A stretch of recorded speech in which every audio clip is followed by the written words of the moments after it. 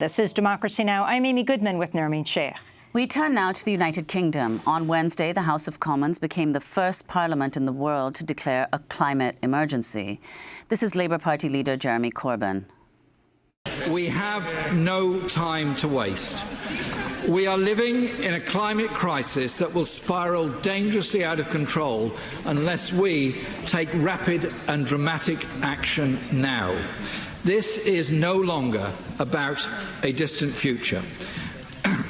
We're talking about nothing less than the irreversible destruction of the environment within our lifetimes of members of this House. Wednesday's resolution is largely symbolic and has no direct consequences for policy, but it comes on the heels of the recent Extinction Rebellion mass uprising that shut down central London last month in a series of direct actions. Activists closed bridges, occupied public landmarks, and even superglued themselves to buildings, sidewalks, and trains to demand urgent action to combat climate change.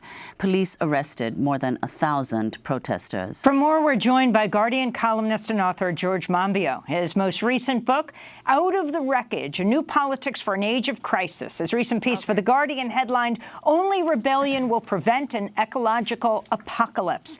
George, welcome back to Democracy Now! Talk about the significance of this vote. Okay, so there's editing abilities, which is good. It is highly significant because it provides leverage for people like myself, for people like Extinction Rebellion, the youth climate strikers, to actually say, well, now you MPs, you members of Parliament have declared a climate emergency, you have to act on it. And of course, it's not clear that they've completely thought through the implications of this. I mean, on the same day, yesterday, that this climate emergency was declared, there was a legal ruling saying a third runway at Heathrow Airport can go ahead. Well, look, this is an emergency, and that means we need to start retiring fossil fuel-based infrastructure rather than building more of it. So what we can now do is to say to members of Parliament, you've agreed to this, now you've got to follow through. You've actually got to work this through, see what the implications are, and respond accordingly.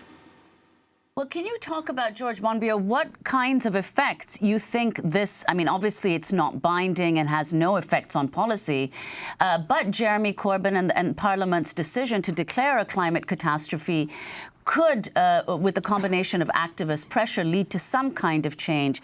You've cited Jeremy Lent and his idea of an ecological civilization. What would that take? Yes. So this is one of several very important ideas which are coming forward at the moment for really looking at how we can replace our whole political economy with a new system. Because it's very clear now, capitalism is broken. It is like a gun pointed at the heart of the planet. And it's got these characteristics which mean that it will essentially, necessarily, destroy our life support systems. Among those characteristics are its the drive for perpetual economic growth on a finite planet. You just can't support that ecologically. Things fall apart. It also says, well, anyone has got a right to buy as much natural wealth as their money allows, which means that people are just grabbing far more natural wealth than either the population as a whole or the planet itself can support. And so we need to start looking at a completely new basis for running our economies. And one of the many excellent ideas out there is Jeremy Lent's proposal for an ecological civilization put forward in his excellent book, The Patterning Instinct. Let me ask you about Extinction Rebellion, George Monbiot. More than 1,000 people arrested in a 2-week period. That's just wrapped up in London and other places. People supergluing themselves to Shell's headquarters, for example, there. You had the climate negotiator, one of the people who helped craft the Paris Climate Agreement of 2015, well-respected attorney. She herself said then, we make laws, now we break laws, supergluing herself and being arrested. It's an extraordinary thing that has happened. Extinction Rebellion is an extremely well-organized group. They've got some great strategies for bringing these existential issues right front and centre of the public mind, which is where they belong. And they've done so through some very clever and cheeky and disruptive actions, but have managed to swing a huge amount of public support towards them. Sometimes civil disobedience alienates more people than it attracts, but in this case, there's been a very significant move towards public awareness of climate breakdown and a public desire to do something about it. I want to turn to 16-year-old Swedish climate activist Greta Thunberg, who joined Extinction Rebellion protesters last month in London. Now facing an existential crisis, the climate crisis and ecological crisis, which have never been treated as crises before. They have been ignored for decades. And for way too long, the politicians and the people in power have gotten away with not doing anything at all to fight the climate crisis and the ecological crisis. But we will make sure that they will not get away with it any longer. So still with us, George Monbiot, British journalist and author. He's a columnist with The Guardian. So George Monbiot, can you respond? Tell us the significance of these school strikes that Greta launched, their possible influence on the British Parliament's vote, and also what you've said about the media coverage of climate change and how that's affected public perceptions of this crisis. Yeah. Well, the school strikes alongside Extinction Rebellion have changed everything in this country and indeed in many other parts of the world. They have suddenly galvanized public opinion and public action, and they have forced the media to cover this issue, which is it has massively neglected for many years. I mean, for 30-odd years I've been banging my head against a wall saying, look, these are the issues that count. Climate breakdown, environmental breakdown are far more important than the economy. The economy, like everything else, cannot survive without our life support systems. And yet, if they're covered at all, they're relegated to a tiny footnote. There was a recent survey done by Deloitte of the major broadcasters in the UK, and they found that the word pizza was mentioned 10 times as often as climate change last year, and chocolate was mentioned 30 times as often, which gives you some idea of our priorities in this country.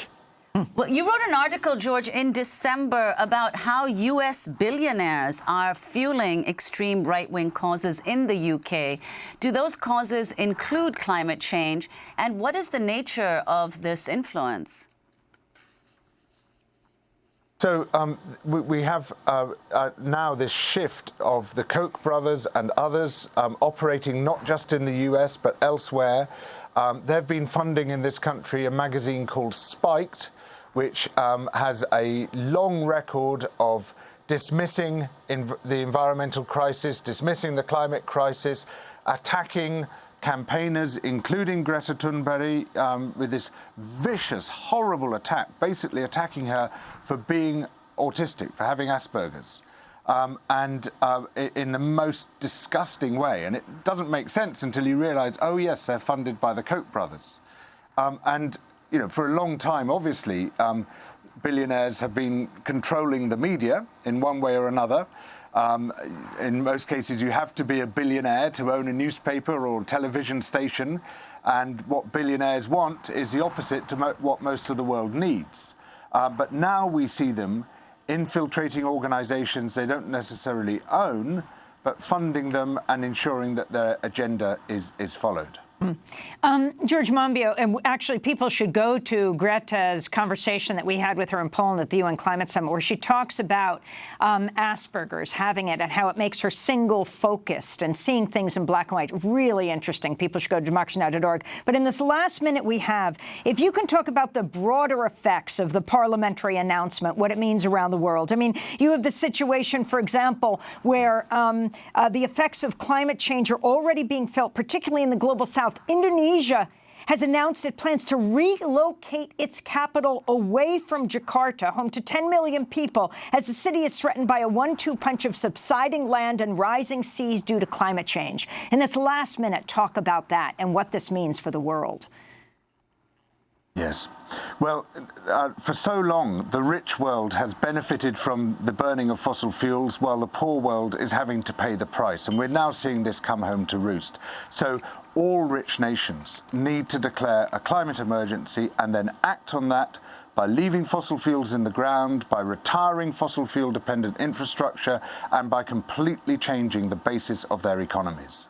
Well, we want to thank you so much for being with us. George Monbiot, British journalist and author, columnist with The Guardian, most recent book, Out of the Wreckage, A New Politics for an Age of Crisis. We'll link to your piece in The Guardian, Only Rebellion Will Prevent an Ecological Apocalypse. He was speaking to us from Reading, England. And that does it for our show. Democracy Now! Has immediate job opening for our paid full-time digital fellowship here in New York City.